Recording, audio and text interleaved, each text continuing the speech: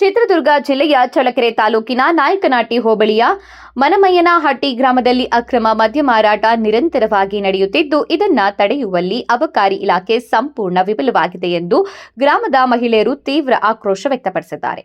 ಗ್ರಾಮದ ಹಲವು ಮನೆಗಳು ಹಾಗೂ ಖಾಸಗಿ ಅಂಗಡಿಗಳಲ್ಲಿ ಅಕ್ರಮವಾಗಿ ಮದ್ಯ ಮಾರಾಟ ನಡೆಯುತ್ತಿದೆ. ಇದರಿಂದ ಗ್ರಾಮದಲ್ಲಿ ಕುಟುಂಬಗಳ ನೆಮ್ಮದಿ ಹಾಳಾಗಿದ್ದು, ಬಡ ಕುಟುಂಬಗಳು ಸಂಕಷ್ಟಕ್ಕೆ ಸಿಲುಕಿವೆ ಎಂದು ಮಹಿಳೆಯರು ಆರೋಪಿಸಿದ್ದಾರೆ.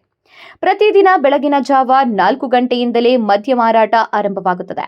ಗಂಡಸರು ದುಡಿದ ಹಣವೆಲ್ಲ ಮದ್ಯಕ್ಕೆ ಖರ್ಚಾಗುತ್ತದೆ. ಕುಡಿದು ಬಂದು ಮನೆಯವರ ಮೇಲೆ ಹಲ್ಲೆ ಮಾಡುತ್ತಿದ್ದಾರೆ.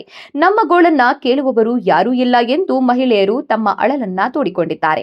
ಅಲ್ಲದೆ ಮದ್ಯದ ದಾಸ್ಯದಿಂದ ಮಕ್ಕಳ ಶಿಕ್ಷಣಕ್ಕೂ ತೊಂದರೆಯಾಗುತ್ತಿದ್ದು, ಕೆಲ ಯುವಕರು ಹಾಗೂ ಮಕ್ಕಳು ಸಹ ಈ ದುಶ್ಚಟಕ್ಕೆ ಒಳಗಾಗುತ್ತಿರುವ ಬಗ್ಗೆ ಆತಂಕ ವ್ಯಕ್ತಪಡಿಸಿದ್ದಾರೆ. ತಕ್ಷಣವೇ ಅಕ್ರಮ ಮದ್ಯ ಮಾರಾಟಕ್ಕೆ ಕಡಿವಾಣ ಹಾಕಿ ತಪ್ಪಿತಸ್ಥರ ವಿರುದ್ಧ ಕಠಿಣ ಕ್ರಮ ಕೈಗೊಳ್ಳಬೇಕು ಎಂದು ಮಹಿಳೆಯರು ಅಬಕಾರಿ ಇಲಾಖೆಗೆ ಆಗ್ರಹಿಸಿದ್ದಾರೆ.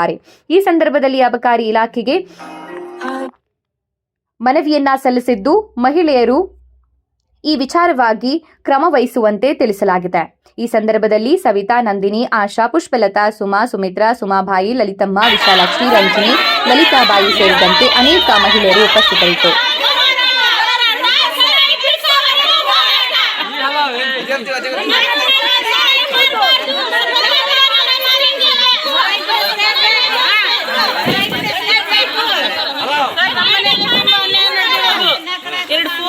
ಟಿವಿ, ಫ್ರಿಜ್ಜು, ವಾಷಿಂಗ್ ಮಿಷಿನ್ ಎಲ್ಲ ಹಾಳು ಮಾಡಿದ್ದಾರೆ ಸರ್. ಕುಡ್ದು ಒಂದು 10-15 ಅಂಗಡಿಗಳಿದಾವೆ.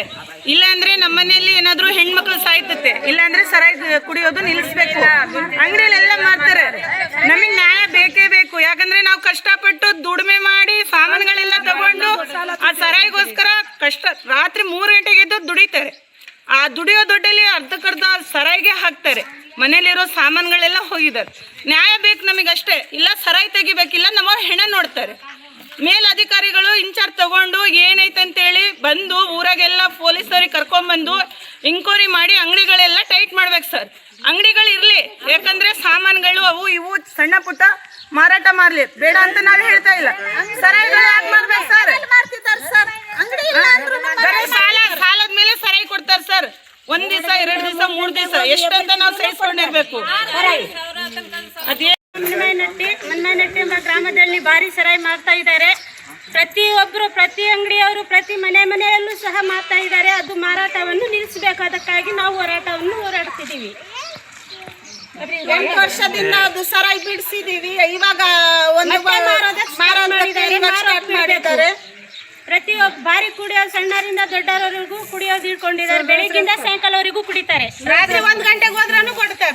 ಮನೆಗೆಲ್ಲ ಮಾಡ್ತಿದ್ದಾರೆ. ರಾತ್ರಿ ತುಂಬಾ ಅಕ್ಕಿ ಮಾರಿ, ಬೀಜ ಮಾರಿ ಎಲ್ಲ ಮಾರಾಟ ಮಾಡಿ ಸರ್. ಮೊಬೈಲ್ ಮಾಡ್ತಾರೆ ಸರ್, ವಾಚ್ ಮಾಡ್ತಾರೆ ಸರ್, ಮಾಡ್ತಾರೆ ಸರ್. ಮನ್ಯಾಗ ನೆಮ್ಮದಿ ಇಲ್ಲ ಮಾಡ್ತಾರೆ ಸರ್.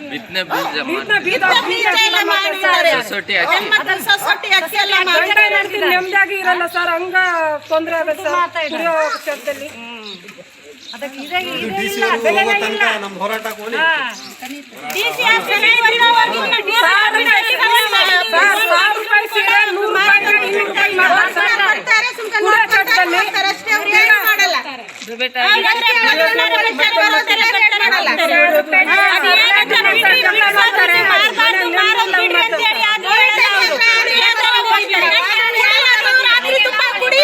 ಹೆಣ್ಮಕ್ಳಿಗೆ ಬಂದು ಹೊಡಿತಾರೆ, ಬಡಿತಾರೆ. ಮಕ್ಕಳಿಗೆ ವಿದ್ಯಾಭ್ಯಾಸ ಇಲ್ಲ, ಅವ್ರಿಗೆ ಓದಕ್ಕೂ ಇಂಟ್ರೆಸ್ಟ್ ಇಲ್ಲ. ಹಂಗ್ ಮಾಡ್ತಾರೆ ಸರ್. ಮನೆಯಲ್ಲಿ ಮರ್ಮಾನಟ್ಟಿ ಗ್ರಾಮದಲ್ಲಿ ಸರಾಯಿ ಬಿಡೋವರೆಗೂ ನಾವು ಹೋರಾಟ ಬಿಡೋದಿಲ್ಲ. ನಾವು ಹೋರಾಟ ಬಿಡೋದಿಲ್ಲ. ನಮಗೆ ಒಂದು ನ್ಯಾಯ ಬೇಕೇ ಬೇಕು.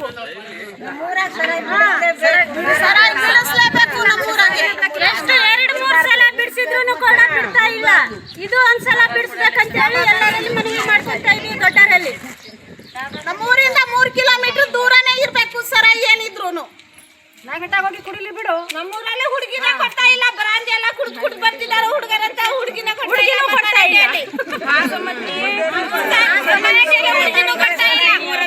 ಎಲ್ಲ ಕುಡಿಯಾರೆ, ಕುಡಿದ್ಬಿಟ್ಟು ಗಲಾಟೆ ಮಾಡಾರೆ ಎಲ್ಲ.